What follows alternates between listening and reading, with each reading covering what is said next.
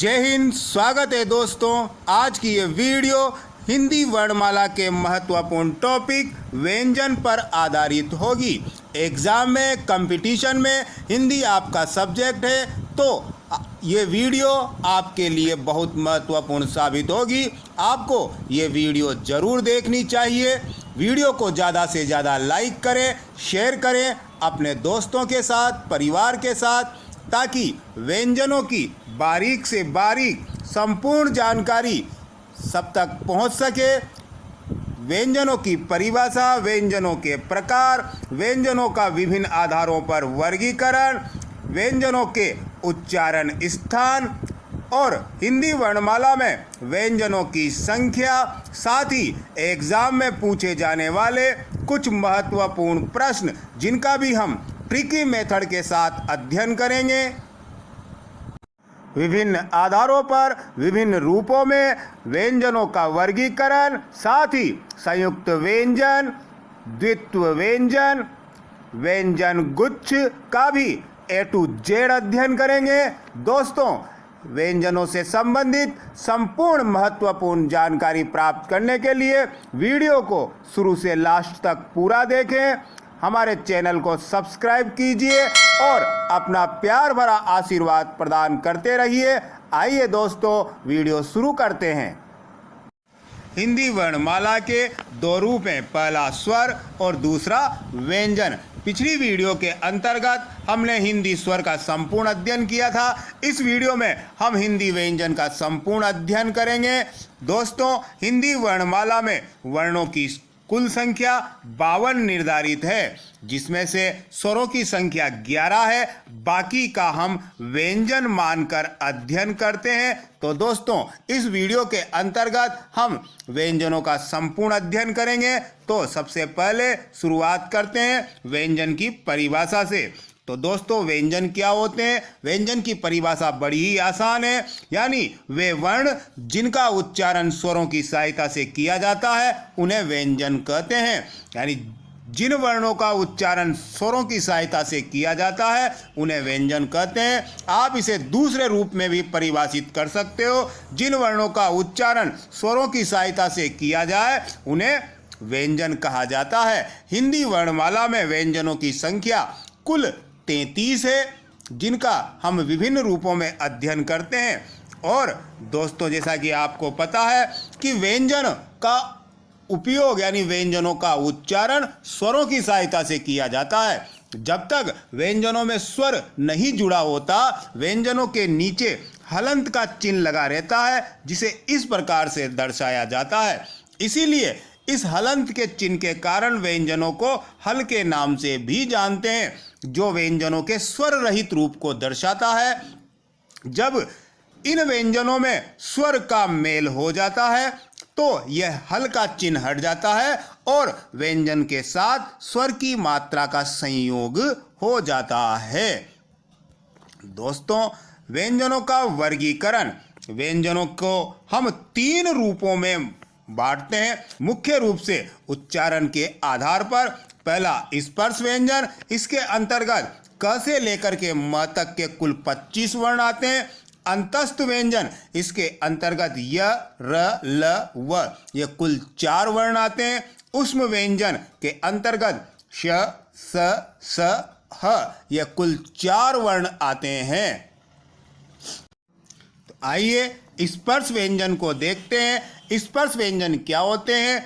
यानी जिन वर्णों का जब हम उच्चारण करते हैं तो इन वर्णों के उच्चारण में जिह्वा मुख के किसी न किसी भाग को स्पर्श करती है और वायु कुछ क्षण के लिए मुख के अंदर रुकती है और झटके से बाहर निकल जाती है। इसलिए इन्हें स्पर्श व्यंजन कहते हैं। यानी दोस्तों, कुल मिला के आपको इतना ध्यान रखना है, स्पर्श व्यंजन नाम से स्पष्ट है कि इन व्यंजनों के उच्चारण में जिह्वा मुख के किसी न किसी भाग को स्पर्श करती है, इसलिए इन्हें स्पर्श व्यंजन कहते हैं। इन स्पर्श व्यंजनों की संख्या कुल 25 है, जिन्हें हम 5 वर्गों में विभाजित करते हैं। पहला क वर्ग, यानी प्रत्येक वर्ग के प्रथम व्यंजन के नाम पर इन वर्णों का नामकरण किया गया है। प्रथम वर्ण क, जिसके अंतर्गत क, ख, ग, घ, ड़। इसी प्रकार से बाकी वर्गों में भी 5-5 व्यंजन निर्धारित हैं। इसके बाद अंतस्थ व्यंजन। अंतस्थ व्यंजन के अंतर्गत कुल 4 वर्ण आते हैं। अंतस्थ व्यंजन की परिभाषा देखिए। जिन वर्णों का उच्चारण करने के लिए वायु को थोड़ा रोककर कम शक्ति के साथ छोड़ दिया जाता है उन्हें अंतस्थ व्यंजन कहते हैं। यानी अंतस्थ व्यंजनों का उच्चारण करते समय वायु को थोड़ा रोका जाता है और कम शक्ति के साथ छोड़ दिया जाता है, इसलिए इन्हें अंतस्थ व्यंजन कहा जाता है। अंतस्थ व्यंजनों को यण भी कहते हैं।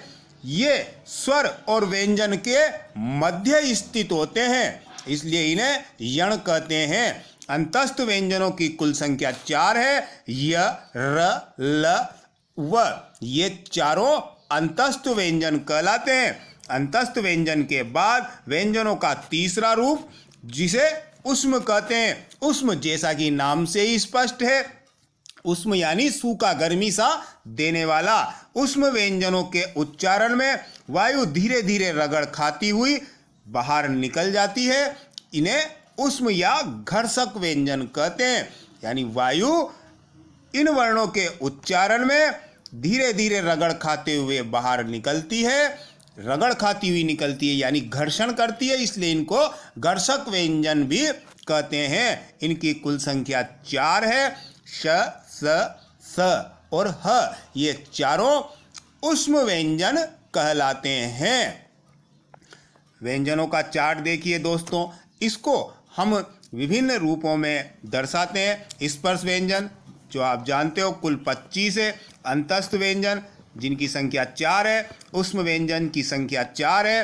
स्पर्श व्यंजन के ही ये 2 रूप हैं, ड और ढ, जिन्हें हम द्विगुण व्यंजन के नाम से भी जानते हैं, क्योंकि ये ड और ढ बिंदी सहित और बिंदी रहित दोनों रूपों में उच्चारित किए जाते हैं, इसलिए इनको द्विगुण व्यंजन भी कहते हैं। आगत व्यंजन जिसके अंतर्गत 2 है। संयुक्त व्यंजन जिनका निर्माण हम विस्तार से आगे अध्ययन करेंगे। व्यंजनों के उच्चारण स्थान देखिए दोस्तों।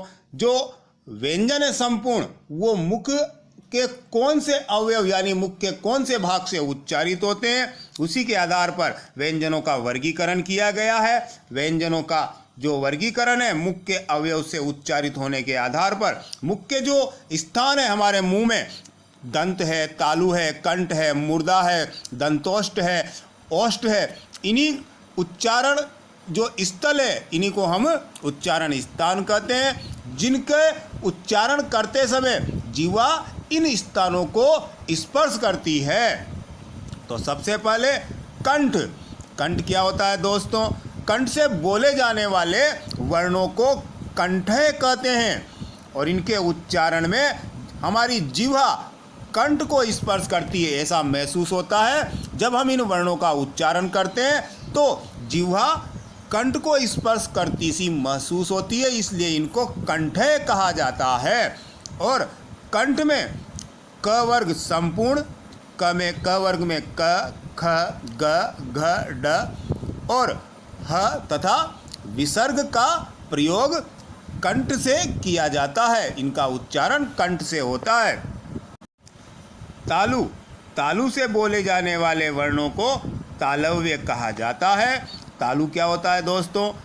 तालु हमारे मुख का जो ऊपरी चिकना वाला भाग है उसे हम तालु कहते हैं। हमारे जबड़े के मुख के अंदर ऊपर वाला जबड़े का जो चिकना वाला भाग है उसे तालु कहा जाता है। और इन वर्णों के उच्चारण में हमारी जीवा इस तालु को स्पर्श करती है, इसलिए इन वर्णों को हम तालव्य वर्ण कहते हैं। और तालु से उच्चारित होने वाले वर्णों में च वर्ग संपूर्ण, च, छ, ज, झ, ण तथा य और श का उच्चारण स्थान तालु है। मूर्धा। मूर्धा से उच्चारित होने वाले, मूर्धा से बोले जाने वाले वर्णों को मूर्धन्य कहते हैं। मूर्धा क्या होती है दोस्तों? हमारे मुख के अंदर जो ऊपर वाले दांतों के पीछे वाला खुरदरा स्थान है उसे हम मूर्धा कहते हैं। यानी इन वर्णों के उच्चारण में हमारी जीवा दांतों के साथ वाले इस खुरदरे वाले भाग को स्पर्श करती है, इसलिए इन्हें हम मूर्धन्य व्यंजन कहते हैं। मूर्धा से उच्चारित होने वाले व्यंजनों के अंतर्गत ट वर्ग, ट, ठ, ड, ढ, ण तथा र और श का उच्चारण स्थान मूर्धा है। दंत, दंत से उच्चारित होने वाले, दंत से बोले जाने वाले वर्णों को दंत्य कहते हैं और इनके उच्चारण में हमारी जीवा दांतों को स्पर्श करती है। दंत से उच्चारित होने वाले वर्णों में त वर्ग संपूर्ण त, थ, द, ध, न और ल तथा श का उच्चारण स्थान दंत है। ओष्ठ, ओष्ठ से बोले जाने वाले वर्णों को ओष्ठ्य कहते हैं और इनके उच्चारण करते समय जीवा के सहयोग से दोनों होठ आपस में मिल जाते हैं। दोनों होठ आपस में मिलते हुए से प्रतीत होते हैं, इसलिए इन्हें ओष्ठ्य व्यंजन कहते हैं और इनका उच्चारण स्थान ओष्ठ है। ओष्ठ से उच्चारित होने वाले वर्णों में प वर्ग संपूर्ण प, फ, ब, भ और म का उच्चारण स्थान ओष्ठ है और इनको ओष्ठ्य व्यंजन कहा जाता है। नासिका, दोस्तों जैसा कि आपको पता है प्रत्येक वर्ग का पंचम वर्ण, प्रत्येक वर्ग का पंचम वर्ण यानी अंतिम वर्ण जो पांचवा वर्ण है, जैसे क वर्ग का अंतिम वर्ण ड है, च वर्ग का अंतिम अण है, इसी प्रकार से जो संपूर्ण पंचम वर्ण है वो पंचम वर्ण अपने अपने उच्चारण स्थान यानी कंठ, मूर्धा, तालु, दंत, ओष्ठ इनसे तो उच्चारित होते हैं, लेकिन इनके अलावा इनकी ध्वनियाँ नासिका से भी उत्पन्न होती है, यानी इनकी ध्वनि नासिका से मिल जाती है, इसलिए इनको नासिक्य व्यंजन भी कहते हैं। और नासिका से उच्चारित होने वाले ये पंचम वर्ण 5 है, साथ में अनुस्वार का उच्चारण भी नासिका से होता है, इसलिए इनको नासिक्य व्यंजन कहते हैं। दंतोष्ठ, दांत और ओष्ठ से मिलकर के इसका उच्चारण किया जाता है, यानी जीवा हमारे दांतों में लगती है और होंठ भी कुछ मुड़ जाते हैं, इसलिए इनको दंतोष्ठ्य व्यंजन कहते हैं और ये केवल एक है जो वह है, इसका उच्चारण दंतोष्ठ है और इसे हम दंतोष्ठ्य व्यंजन कहते हैं। व्यंजनों के उच्चारण स्थान को एक ट्रिकी रूप में समझिए दोस्तों। कंठ से उच्चारित होने वाले में क वर्ग संपूर्ण जिसमें ये पांचों ह और विसर्ग, तालु से उच्चारित होने वाले व्यंजनों में च वर्ग के पांचों व्यंजन य और श, इसी प्रकार से मूर्धा से उच्चारित होने वाले व्यंजनों में ट वर्ग के पांचों व्यंजन और र तथा स, और इसी प्रकार से दंत से उच्चारित होने वाले में त वर्ग संपूर्ण ल और स का उच्चारण स्थान दंत है। ओष्ठ से उच्चारित होने वाले में प वर्ग, प के पांचों व्यंजन यानी ओष्ठ से केवल ये 5 व्यंजनों का उच्चारण होता है, व्यंजन सिर्फ हम व्यंजन की बात कर रहे हैं, और नासिका से ये पांचों पंचम वर्ण जो अंतिम वर्ण है, प्रत्येक वर्ग का अंतिम वर्ण ये नासिका से उच्चारित होता है, साथ में अनुस्वार, इसका उच्चारण स्थान नासिका है। और दंतोष्ठ जैसा कि अभी बताया है वह का उच्चारण स्थान दंतोष्ठ है। अब हम व्यंजनों के विभिन्न आधारों पर जो वर्गीकरण है उसको समझने की कोशिश करते हैं। प्रयत्न के आधार पर दोस्तों क्या होता है, जब हम इन ध्वनियों का उच्चारण करते हैं और इस उच्चारण करते समय हम जो कोशिश करते हैं, जो प्रयास करते हैं, जो यत्न करते हैं, उसे हम प्रयत्न कहते हैं। और इसी प्रयत्न के आधार पर व्यंजनों को 3 भागों में विभाजित किया गया है। पहला स्वर तंत्री में कंपन के रूप में, दूसरा श्वास वायु की मात्रा के रूप में, कम ज़्यादा मात्रा, इसी प्रकार से तीसरा मुख अवयव के द्वारा जब वर्णों का उच्चारण किया जाता है तो वो वायु जो है, श्वास वायु जो है, उसको रोकने के रूप में हम इन व्यंजनों का वर्गीकरण करते हैं। आइए दोस्तों इनका बारी बारी से अध्ययन करते हैं। सबसे पहले स्वर तंत्री में कंपन के रूप में। तो दोस्तों स्वर तंत्री होती क्या है, हमारे गले में 2 झिल्लियाँ होती हैं जो वायु के वेग से कांप करके बजने लगती है। इन्हीं झिल्लियों को हम स्वर तंत्री कहते हैं। और जब हम वर्णों का उच्चारण करते हैं तो उच्चारण करते समय इन्हीं स्वर तंत्रियों में यानी इन्हीं गले की दो झिल्लियों में कंपन या गूंज पैदा होती है और उसी के आधार पर हम व्यंजनों को दो भागों में बांटते हैं, यानी गूंज उत्पन्न होती है और गूंज उत्पन्न नहीं होती। इस आधार पर हम दो भागों में इन व्यंजनों को विभाजित करते हैं। पहला सघोष ध्वनियाँ, दूसरा अघोष ध्वनियाँ, जिनका हम बारी बारी से अध्ययन करेंगे। सबसे पहले सघोष ध्वनियाँ क्या होती है दोस्तों? जिन व्यंजनों के उच्चारण में हमारी स्वर तंत्रियों में कंपन गूंज पैदा होती है उन्हें हम सघोष व्यंजन कहते हैं। यानी सघोष ध्वनियाँ, सघोष व्यंजन वो होते हैं जिसके अंतर्गत स्वर तंत्रियों में गूंज कंपन पैदा होती है। और सघोष व्यंजनों के अंतर्गत प्रत्येक वर्ग का तीसरा, चौथा और पांचवा व्यंजन आता है। प्रत्येक वर्ग के तीन तीन व्यंजन है, तीसरा, चौथा, पांचवा। और इसके अलावा ड और ढ बिंदी वाला रूप, साथ में अंतस्थ व्यंजन चारों य, र, ल, व तथा उष्म व्यंजन का एक ह का उच्चारण सघोष ध्वनियों के रूप में किया जाता है। अघोष ध्वनियाँ देखिए दोस्तों, सघोष ध्वनियों में स्वर तंत्रियों में कंपन पैदा हुआ था। अघोष ध्वनियों के अंतर्गत स्वर तंत्रियों में कोई गूंज, कोई कंपन उत्पन्न नहीं होता, इसलिए इनको अघोष कहते हैं। अघोष यानी एक तरह से इनके उच्चारण में हमारी स्वर तंत्रियां साइलेंट रहती है, यानी उनमें कोई कंपन, कोई गूंज उत्पन्न नहीं होती। और सघोष ध्वनियों के अंतर्गत प्रत्येक वर्ग के पहले और दूसरे व्यंजन को हम शामिल करते हैं। ये पहला और दूसरा, इन व्यंजनों को हम सघोष अघोष व्यंजन के अंतर्गत शामिल करते हैं तथा श, स और स का उच्चारण भी अघोष ध्वनियों के रूप में होता है। श्वास मात्रा के आधार पर व्यंजनों का वर्गीकरण देखिए दोस्तों।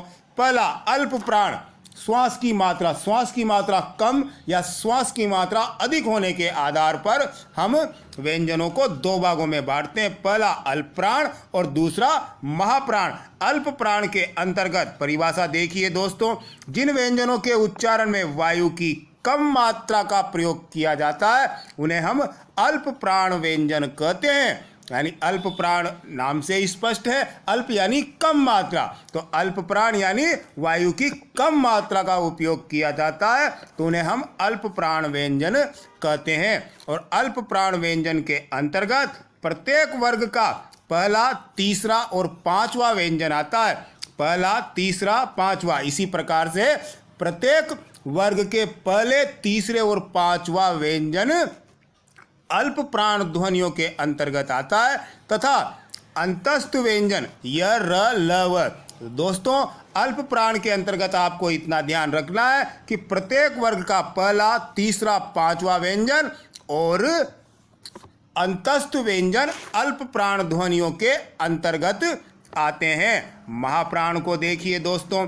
महाप्राण जिन ध्वनियों के उच्चारण में श्वास वायु अधिक मात्रा में लगती है, यानी श्वास की अधिक मात्रा उपयोग में आती है, इसलिए इन्हें महाप्राण व्यंजन कहते हैं। और महाप्राण के अंतर्गत जो बाकी बचे, यानी प्रत्येक वर्ग का दूसरा और चौथा व्यंजन महाप्राण ध्वनियों के अंतर्गत आता है। साथ में सभी उष्म व्यंजन श, स और ह, ये चारों उष्म व्यंजन भी महाप्राण ध्वनियों के अंतर्गत आते हैं। मुख अवयव द्वारा सांस को रोकने के रूप में व्यंजनों के प्रकार देखिए दोस्तों। लुंठित या प्रकंपित व्यंजन, यानी जिन व्यंजनों के उच्चारण में जिह्वा की नोक वायु से रगड़ खा करके कांपती रहती है उन्हें हम प्रकंपित या लुंठित व्यंजन कहते हैं। यानी जिन व्यंजनों का उच्चारण करते समय हमारी जिह्वा की जो नोक होती है वो वायु से रगड़ खा करके कांपने लगती है, थरथराने लगती है, इसलिए इन्हें हम प्रकंपित व्यंजन कहते हैं, क्योंकि जिह्वा की नोक में कंपन होता है। और र जो है ये लुंठित या प्रकंपित व्यंजन कहलाता है। अब र लुंठित या प्रकंपित व्यंजन है तो आपको ध्यान रखना है कि ल प्रकंपित व्यंजन है, मतलब है। इसी प्रकार से पार्श्विक व्यंजन यानी इन वर्णों के उच्चारण में श्वास वायु जीभ के बगल से यानी साइड से, पार्श्व से होकर के गुजर जाती है, इसलिए इन्हें हम पार्श्विक व्यंजन कहते हैं। और ल ध्वनि पार्श्विक व्यंजन के अंतर्गत आती है। उत्क्षिप्त व्यंजन देखिए दोस्तों, उत्क्षिप्त यानी उछलते हुए व्यंजन ट ठ ड ढ और बिंदी वाला ड ढ यानी द्विगुण व्यंजन। इन व्यंजनों के उच्चारण में जिह्वा पहले ऊपर उठती है, मूर्धा को स्पर्श करेगी और फिर झटके से वापस आ जाती है, यानी जीभ उछलते हुए वापस आती है, इसलिए इसे उत्क्षिप्त व्यंजन कहते हैं। और ये उत्क्षिप्त व्यंजन हैं।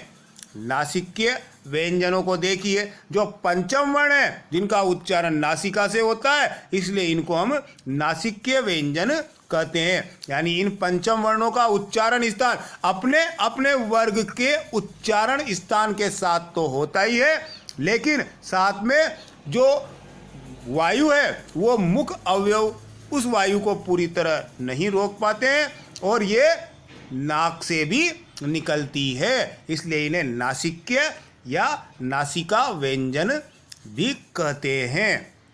संघर्षी व्यंजन, संघर्षी यानी इन वर्णों के उच्चारण में श्वास मुख अवयवों से रगड़ खाते हुए बाहर निकलती है, यानी ऐसा प्रतीत होता है कि वायु मुख अवयवों से संघर्ष करते हुए बाहर निकल रही है, इसलिए इन्हें हम संघर्षी व्यंजन कहते हैं। ज और फ संघर्ष व्यंजन के रूप में आते हैं। स्पर्श संघर्षी व्यंजन देखिए दोस्तों, स्पर्श संघर्षी यानी इन व्यंजनों के उच्चारण में वायु पहले किसी ना किसी मुख अवयव को स्पर्श करेगी, फिर रगड़ खाते हुए बाहर निकलेगी।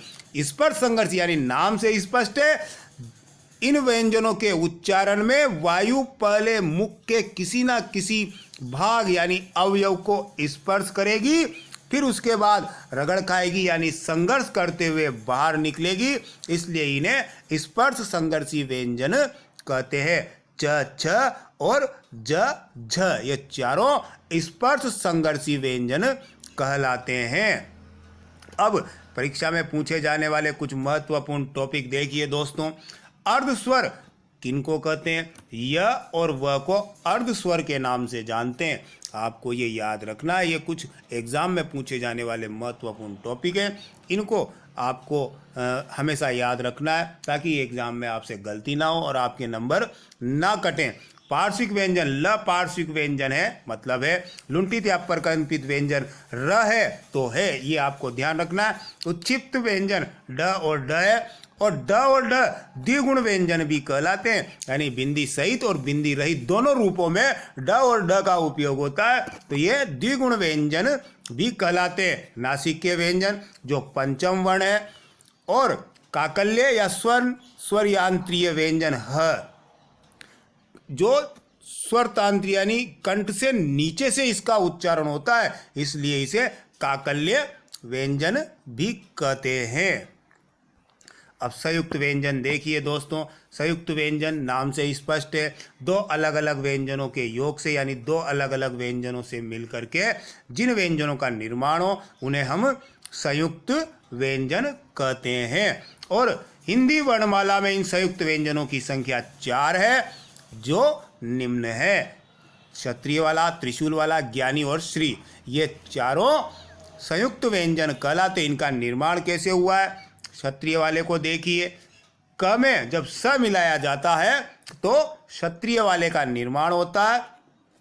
अब इसमें आप ध्यान देने वाली बात है कि क स्वर रहित है और श स्वर सहित है, यानी प्रत्येक संयुक्त व्यंजनों के निर्माण में जो प्रथम वाला व्यंजन है वो स्वर रहित रूप है, जिसके नीचे हलंत का चिन्ह लगा हुआ है, और बाद वाला स्वर सहित है, यानी उसमें स्वर शामिल है। तो दोस्तों श्र का निर्माण क और स से मिलकर हुआ है, त्र का निर्माण त और र से मिलकर हुआ है, ज्ञ का निर्माण ज और अण से मिलकर हुआ है, श्र का निर्माण श और र से मिलकर के हुआ है। हिंदी वर्णमाला में ये चारों संयुक्त व्यंजन हैं। अयोगवा व्यंजन के रूप में हम अनुस्वार और विसर्ग का अध्ययन करते हैं। अनुस्वार और विसर्ग ये दोनों ही अयोगवा व्यंजन के रूप में माने जाते हैं। अनुस्वार क्या होता है आप सब जानते हो। अनुस्वार का ये प्रतीक चिन्ह है, इसको इस रूप में दर्शाया जाता है। अंगूर वाला जो आपने पढ़ा है, सुना है, देखा है, ये अनुस्वार का रूप है और इसे हम अनुस्वार कहते हैं। इसका उपयोग स्वर के बाद बोला जाता है और यह हलंत यानी अर्धध्वनि के रूप में उच्चारित होता है। विसर्ग का उच्चारण स्वर के बाद होता है, लेकिन विसर्ग का उच्चारण पृथक रूप से होता है। विसर्ग का उच्चारण पृथक किया जाता है। जैसे हरि को शब्द जो लिखा हुआ है, आप इसे हरि नहीं बोलोगे, हरिह। प्रात नहीं बोलोगे, प्रातः। अत नहीं बोलोगे, अतः। यानी इन प्रत्येक शब्द जो उदाहरण के रूप में हमने दर्शाए हैं, इसमें विसर्ग जुड़ा होने के कारण इनका उच्चारण पृथक रूप से हुआ है। हरिह, प्रातः, अतः।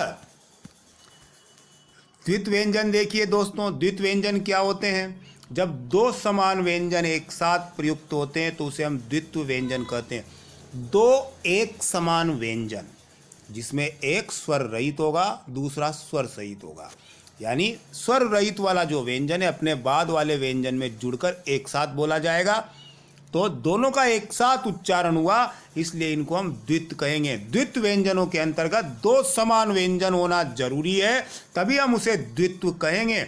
उदाहरण देखिए, उज्ज्वल, उल्लेख, सज्जन, आसन, उत्तेजना। बाकी उत्तर, उद्दंड, दिग्गज, सम्मेलन, विपंजाल, जगन्नाथ, सज्जा, उच्चारण, उद्देश्य, सत्ता, सम्मान, उल्लास, ये उदाहरण। और इनके अलावा और भी ऐसे ही अनेक शब्द। इन सब में दोनों समान व्यंजन एक साथ आए हैं। प्रत्येक में, उज्ज्वल में देख लिए ज ज, उल्लेख में देख लिए ल ल, सज्जन में देख लिए ज ज, इसी प्रकार आसन में न न, उत्तेजना में त त। ये दोनों समान व्यंजन एक साथ आए हैं, इसलिए इसे हम द्वित्व व्यंजन कहते हैं। समान व्यंजन ध्यान रखना दोस्तों, क्योंकि व्यंजन गुच्छ में दो असमान व्यंजन आते हैं। दो असमान व्यंजन यानी दो अलग अलग व्यंजन एक साथ श्वास के झटके में बोले जाते हैं। कैसे? अंत में देखिए, न और त एक साथ आए हैं। न स्वर रहित है और त स्वर सहित है। न स्वर रहित होने के कारण अपने बाद वाले व्यंजन त के साथ जुड़ करके बोला गया। निष्ठावान में स स्वर रहित है और ठ स्वर सहित है, इसलिए स का उच्चारण ठ के साथ श्वास के झटके में बोला जाता है, इसलिए इसको व्यंजन गुच्छ कहते हैं। यानी निष्ठावान में स और ठ का उच्चारण अलग अलग नहीं होगा, एक साथ झटके के साथ श्वास के झटके में बोला जाएगा, व्यंजन गुच्छ कहलाएगा। यानी व्यंजन गुच्छ के अंतर्गत दो अलग अलग व्यंजन श्वास के झटके में बोले जाते हैं तो व्यंजन गुच्छ कहलाता है। इसमें भी एक स्वर रहित होता है और दूसरा स्वर सहित होता है। अब हिंदी वर्णमाला की बात करें दोस्तों, हिंदी वर्णमाला में हम व्यंजनों की बात करते हैं। व्यंजनों की संख्या कुल 39 है। सिर्फ व्यंजनों की बात कर रहे हैं, व्यंजनों की संख्या 39 है। अब जैसे कि आपको पता है, हिंदी वर्णमाला में वर्णों की संख्या 52 है, 52 वर्ण है। 39 में 11 स्वर जोड़ने पर हो जाते हैं 50। तो बाकी के दो क्या हैं जिनका हमने अभी अध्ययन किया था? अयोगवाह ध्वनियाँ यानी विसर्ग और अनुस्वार, ये दोनों को जोड़ने के बाद वर्णों की कुल संख्या हो जाती है 52। 11 स्वर, 39 व्यंजन, कुल 50, 2 अयोगवाह यानी अनुस्वार और विसर्ग, कुल हो गए 52। तो ये 39 व्यंजन कौन कौन से दोस्तों अध्ययन करते हैं? स्पर्श व्यंजन क से लेकर के म तक के कुल 25 व्यंजन। अंतस्थ व्यंजन जिनका हमने अध्ययन किया था य र ल व, कुल 4 व्यंजन। उष्म व्यंजन जिनका हमने अध्ययन किया था स स ह, ये कुल 4 व्यंजन। इसी प्रकार से संयुक्त व्यंजन जिनका भी हमने अध्ययन किया था क्षत्रिय त्र ज्ञ श्री श्री सर और ज्ञ, ये कुल 4 व्यंजन, और द्विगुण व्यंजन ये 2 कुल, यानी इनका जब आप कुल टोटल करोगे तो ये होंगे संख्या में 39 यानी हिंदी वर्णमाला में व्यंजनों की कुल संख्या होती है 39 हिंदी वर्णमाला में स्वरों की संख्या होती है 11, तो दोनों मिलाकर हो गए 50, और वर्णमाला में होते हैं 52 वर्ण, 2 अयोगवा, अनुस्वार और विसर्ग। तो दोस्तों वीडियो कैसी लगी कमेंट में ज़रूर बताएं, हमारे चैनल को सब्सक्राइब कीजिए। जय हिंद, वंदे मातरम।